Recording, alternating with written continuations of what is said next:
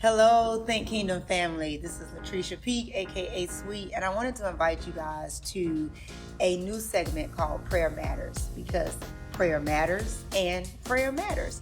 So today with us, we have our very own Miss Melody, and we're just going to be having some conversations talking about prayer, what prayer means to you, when you first introduced to prayer, and just wherever else it leads.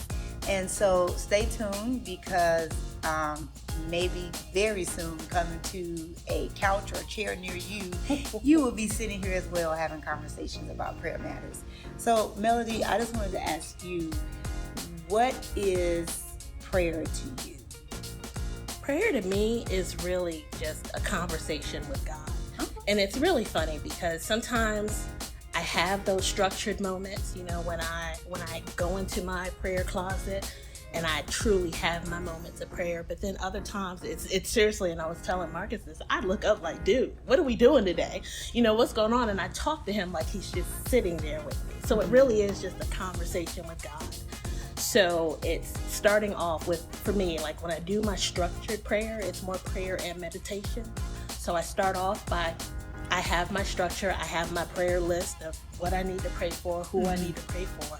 And then afterwards I stop and I listen. That's my meditation piece. Because, you can talk all day long, but if you don't shut up for a few minutes, you're never going to hear what God's trying to tell you. So that's when I stop and I just listen and I meditate. I could be meditating on specific Bible verses that come up because I try to do my lessons before I do my prayer, whatever comes to me. But that is, in a nutshell, that's my prayer. When you say you're going to your prayer closet, what is your prayer closet? Because I'm familiar with the term, and most people have seen the movie War Room, so they may have this movie image of a closet, a literal closet. Okay. But my prayer closet is the bathroom. I mean, I'm just being honest. It all goes down in the bathroom. Like I get revelation in the bathroom. So this is my little bougie moment, because you know what my prayer closet is. My prayer closet is my sauna. Excuse me. I have an infrared sauna. So I'm usually in my sauna for an hour. So the first 30 minutes I'm praying, and my prayer starts usually with thank you. Thank you for allowing me to do this. Thank you for allowing me to intercede for others, because that is really a blessing. Something that not everyone can do. That's true. So then so it's 30 minutes of my prayer and then 30 minutes of just meditation. So that's but your prayer closet can be anything. Yeah, absolutely. I have walked into my mom and it's in her bedroom with her door shut, down on her knees. Right. That is her time. So your prayer closet doesn't have to be a structural closet. It's a place where you go where it's no distractions. Like my phone is nowhere near me. Like my watch is nowhere near me. It's me and God, and that's it. So your closet doesn't have to be a physical closet. Right. And I think that's funny, because you were saying the sauna, like all jokes aside, I do feel like the bathroom is a very sacred place. And I'm just going to go out there and just being a little bit deep, but it's like something about the water. Like in the shower, just have, those type of things where you're surrounded by water. The kitchen sink, washing dishes. Like, I feel like it can be anywhere. Like a prayer closet can be anywhere. And I can't recall the last time that I've actually been on my knees for prayer, but a week ago, I spent the night with my mom. Long story, but anyway, I saw her get down on her knees by the bed. She literally kneeled in prayer, and I was like, okay, like that's how you get down. I can dig it, and it was so foreign for me, because I don't see people doing that. I mean, I don't see anybody praying, but you know what I'm saying, like it's rarity. I think about that, and I think about doing that as a child. And it's also significant, because she has a bum knee.